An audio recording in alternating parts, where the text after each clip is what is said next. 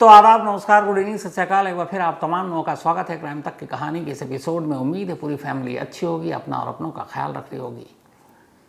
सिया और चेतन इस वक्त पुणे पुलिस की हिरासत में है और पुणे के ही एक पुलिस स्टेशन में इन दोनों से पूछताछ चल रही है। कोर्ट ने इन दोनों को पुलिस कस्टडी में भेजा हुआ है और इनसे पूछताछ की जा रही है। जो पुलिस इंट्रोगेशन की इनसाइड स्टोरी है उसके हिसाब से जब ये दोनों पुलिस कस्टडी में आए तो दोनों के बयान बिल्कुल अलग अलग थे। सिया कुछ और कह रही थी, चेतन कुछ और कह रहा था। यहाँ तक कि शुरुआती पूछताछ में चेतन ने हर चीज़ सिया पर रख दी कि हमें पता नहीं, मैं तो गया नहीं था पहाड़ी पर, 18 जून की सुबह खुद वो दोनों गए थे, मैं तो कहीं और था। और एक वक्त ऐसा भी आया इंट्रोगेशन के दौरान जब सिया ने कुछ चीज़ें चेतन पर डालने की कोशिश की, लेकिन पुलिस के पास पूरी सवालों की फहरिस्त थी। पुलिस को कड़ियाँ जोड़नी। और ये याद रखिए कि पुणे पुलिस के लिए ये केस इतना आसान केस नहीं है। जो मेरे सोर्सेज हैं अभी तक पुणे पुलिस में, उनके हिसाब से पुलिस इस केस को कोर्ट में ले जाकर इन दोनों को सज़ा दिलाए, उसके लिए जिस तरीके के सबूत एविडेंस चाहिए वो भी है नहीं। क्योंकि पुलिस हिरासत में लिए गए बयान ही सिर्फ सज़ा दिलाने के लिए काफ़ी नहीं है। दोनों कोर्ट में आसानी से मुकर सकते हैं। तो इसीलिए पुलिस कोशिश कर रही है कि जो भी पुलिस हिरासत इन दोनों की है उस दौरान में उनसे उन सारे सवालों के जवाब और उससे जुड़े हुए जो सर्कमस्टेंशियल एविडेंस हैं, जो सबूत हैं, प्रूफ है, उसे हासिल किया जाए। लेकिन इस केस की सबसे बड़ी दिक्कत एक ये है कि किले तक जाने की तस्वीरें तो हैं, लेकिन जिस जगह से धक्का दिया गया, कातिल होशियार थे, उन्हें पता आसपास कोई सीसीटीवी कैमरा नहीं, धक्का दिए जाने के कोई विजुअल नहीं है और कोई ऐसा विटनेस भी नहीं मिला अभी तक पुलिस को जो धक्का देते हुए देखे। हालांकि इस पूछताछ के दौरान पुणे पुलिस ने उस दिन जो किले में लोग गए थे उनके साथ एक अपील भी की कि अगर किसी ने कुछ देखा हो बताओ। बहुत सारे लोगों ने देखा था। अब उन्हें, चूँकि मीडिया में ये खबरें आम हैं, तो उन्होंने केतन और सिया को जाते हुए तो देखा 18 जून की सुबह 10 बजे के आसपास, लेकिन उनमें से भी धक्का देते हुए किसी ने नहीं देखा। यहाँ तक कि जब लाश नीचे गिरी खाई से तब भी कोई चश्मदीद वहाँ पर था नहीं। वैसे भी वो जंगल और झाड़ियाँ हैं, बड़ी मुश्किल से वहाँ तक पहुँचा जाता है। तो इसीलिए पुलिस से ख़ास सवालों की जो लिस्ट है जिसके ज़रिए वो इन दोनों के दिमाग में झांक कर सारे सबूत हासिल कर सके, उसकी कोशिश कर रही है। कहानी की शुरुआत करूँ उससे पहले एक आपको जो केतन है उनके पिता, उनकी एक बात सुनाता हूँ। वो इसलिए कि इसी पुलिस इंट्रोगेशन के दौरान सिया से एक सवाल पूछा गया था कि अगर तुम्हें शादी नहीं करनी थी केतन से तो तुम मना कर देती, तुमने फिर सगाई क्यों की? और सगाई के बाद भी जो वीडियो है तुम्हारे अभी बर्थडे से पहले के वीडियो, उसमें तो तुम बहुत खुश नज़र आ रही हो उसके साथ, उसे हक भी कर रही हो, प्यार से देख भी रही हो, तो कहीं से नफरत तो झलक नहीं रहा था। तो फिर ये दोहरी या बनावटी ज़िंदगी क्यों जी रहे थे अगर सच में नापसंद? तो नापसंद होने के कई वजह बताए सिया ने, और उनमें से एक वजह बड़ी अजीब थी। और वो अजीब वजह क्या थी वो मैं खुद कहूँ उससे पहले एक रिपोर्टर ने सीधे सवाल पूछा केतन के पिता से, जब वो महाराष्ट्र के सीएम से मिलने के लिए गए थे आज, ताकि उन्हें इंसाफ दिया जाए और कातिलों को कड़ी से कड़ी सज़ा मिले। तो पुलिस इंट्रोगेशन के दौरान एक खबर बाहर आई और ख़बर ये थी कि पूछताछ के दौरान सिया ने ये कहा कि सगाई तक उसे पता नहीं था कि केतन के सर पे बाल कम है और वो हेयर पैच लगाता है, विग भी नहीं, हेयर पैच। और फिर उसके बाद जब वो दोनों घुलना मिलना शुरू हुए तो फिर उसे पता चला, तो उसे बात बुरी लगी कि उन्होंने पहले क्यों नहीं बताया। तो इस पर केतन के पिता से एक रिपोर्टर ने सवाल पूछा कि सिया ने ऐसा ऐसा पुलिस इंट्रोगेशन के दौरान कहा है। तो पहले उनका आप जवाब सुनिए। केतन जो बिग पैसा था वो एक बड़ा कारण है, वो इसमें कितना तथ्य है? सर, केतन एक छोटा पैच लगाता था, लेकिन ये शादी से पहले ही क्लियर किया गया था, उनको सबको बताया गया था। तो आपको लगता है कि ये कारण हो सकता है कि सर, ये क्या कारण है किसी बच्चे को मारने का? अगर नहीं पसंद था तो इनकार कर देते थे ना। तो केतन के पिता का साफ कहना था कि उन्होंने डिनाई नहीं किया। उन्होंने कहा हाँ, केतन के बाल झड़ रहे थे, गिर रहे थे और वो हेयर पैच लगाता था।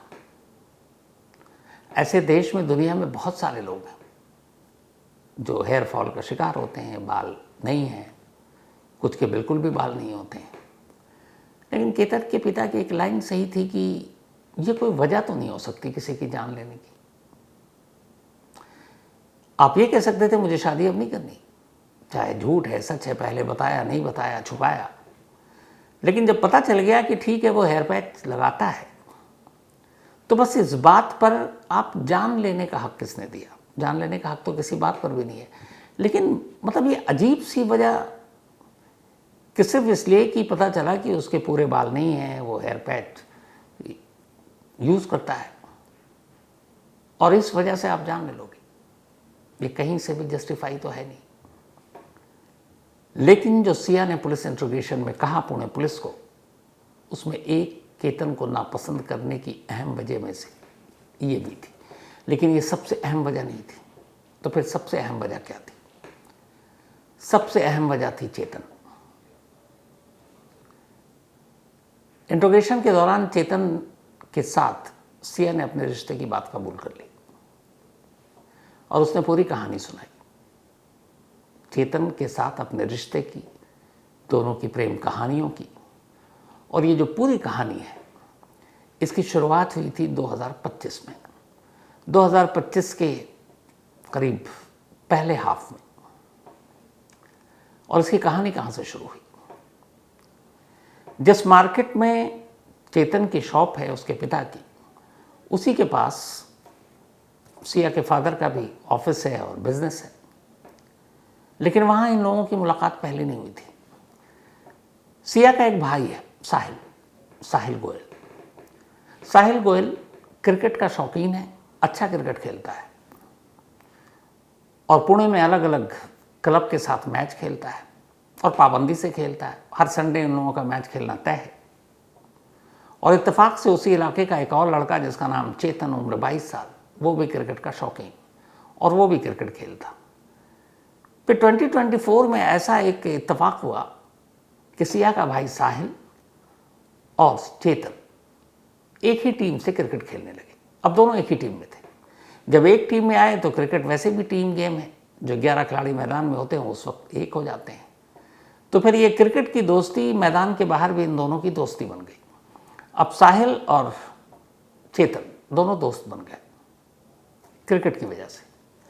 इसके बाद जब मैच होता, घर में भी पता है साहिल के सबको कि ये क्रिकेट का दीवाना है, मैच खेलने जाता है।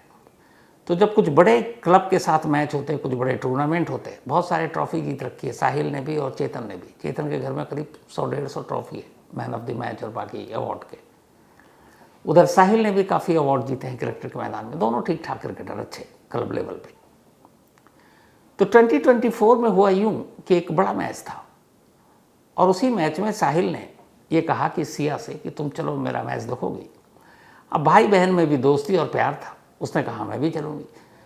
अब हमारे देश में आपको पता है, चाहे लड़का हो लड़की, क्रिकेट के सभी दीवाने हैं।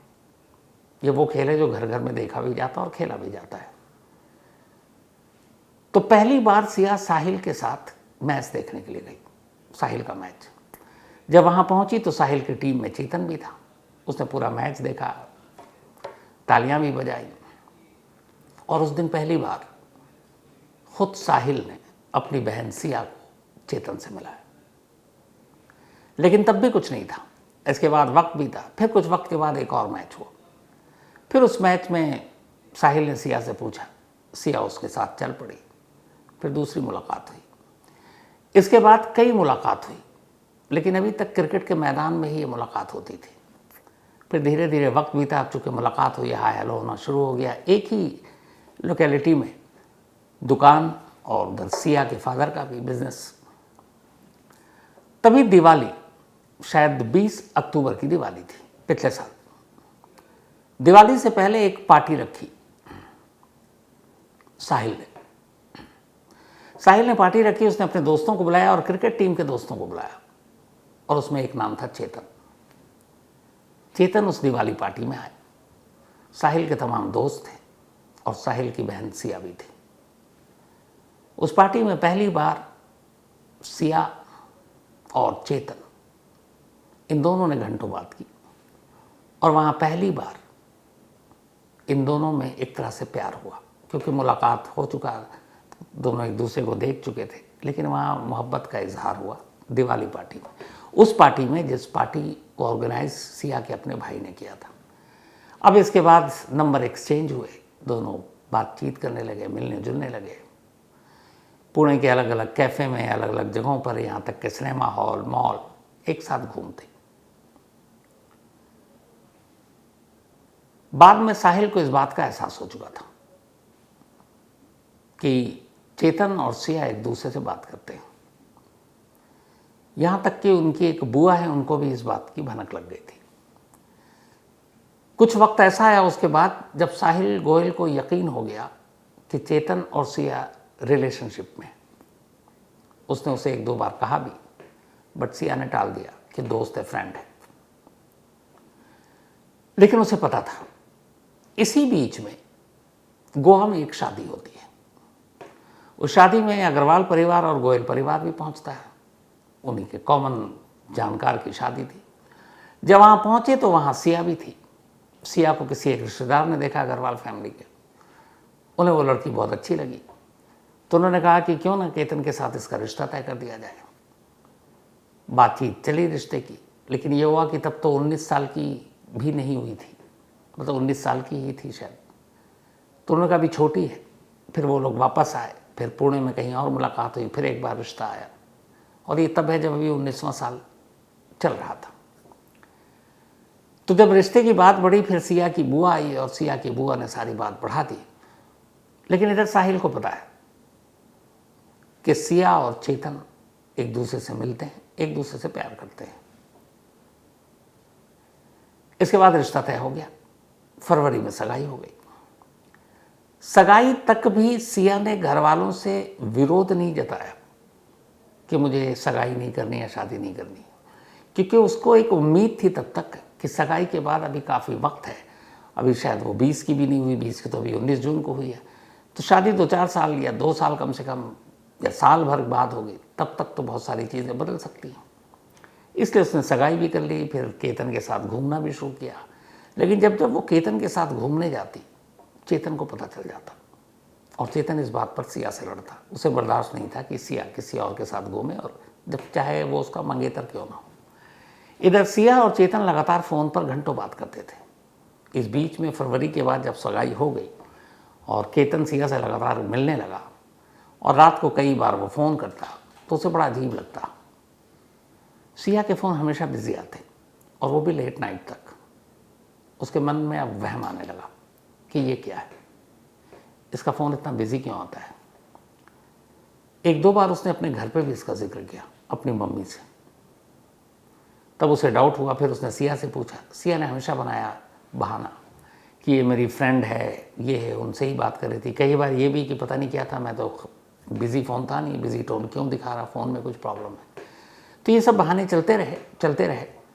लेकिन जब अब ये हुआ कि फरवरी सगाई के बाद अब नवंबर की तारीख तय हो गई, 25 नवंबर शादी की, तब सिया और इन दोनों ने तय किया कि अब इंतज़ार नहीं कर सकते, क्योंकि शादी भी सगाई के फ़ौरन बाद ही तय हो गई है। तब इन्होंने कहा कि कुछ ऐसा करना चाहिए, और उसके बाद खैर वो केला का आइडिया और फिर धक्का देना, ये सारी बातें थी। अब ये सारी कहानी जब पुलिस इंट्रोगेशन ने बताई, तो फिर पुलिस ने पूछा कि अच्छा ये बताओ, ये आइडिया किसका था। जो पुलिस में सिया ने बताया और जो चेतन ने बताया, यहाँ पर दोनों के बयान एक जैसे थे। सिया ने कहा कि मुझे कभी मई 30 से पहले ये पता नहीं था कि साहिल से छुटकारा, केतन से छुटकारा कैसे पाना है।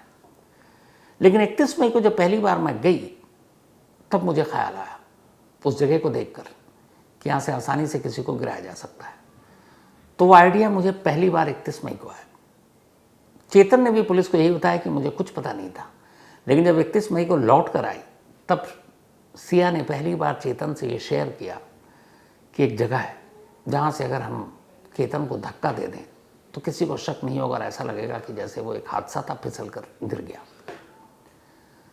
तो असल में केतन को खाई में गिराने का जो पहला ख्याल आया वो सिया का था, और सिया ने ये बात शेयर की चेतन से। इसके बाद 14 जून को पहला मौका था। कहते हैं कि 14 जून को भी इन दोनों ने जो पुलिस को बताया कि 14 जून को जब जाने की तैयारी हो गई थी तो 12 और 13 जून को सिया ने चेतन से कई बार कहा कि तुम भी चलो लोहगढ़ किला। चेतन डर गया। वो कह रहा था नहीं मैं जाऊंगा तो फिर अगर किसी ने भी देख लिया तो हम दोनों को एक साथ देख लिया और केतन उस दिन गिरा दिया गया तो सीधे शक होगा, तो मैं कहीं और रहूं और तुम साथ में जाओ तो शक भी नहीं होगा, तुम वैसे भी मंगेतर हो और घर वालों को तुम्हारे उसके किसी चीज़ पे शक भी नहीं है।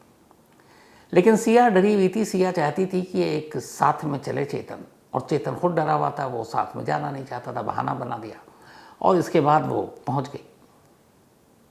उस दिन धक्का भी दिया 14 जून को, लेकिन नसीब अच्छा था, चेतन बच गया क्योंकि पेड़ की आड़ में वो जाकर रुक गया था। जब ये इंसिडेंट हुआ 14 जून को ये लोग लौट कर आए तब सिया ने उसे बताया था मैं घबरा गई थी और अगर तुम होते तो उसी दिन काम हो जाता। फिर चेतन ने कहा कि नहीं मेरा जाना ठीक नहीं था। इसके बाद जब 18 जून फाइनल हुआ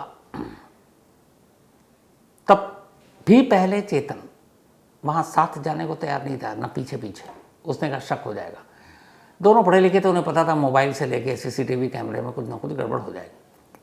लेकिन सिया ने साफ कह दिया कि अगर तुम नहीं जाओगे तो ये नहीं होगा, क्योंकि मुझे डर लगता है और मैं घबरा जाती हूँ।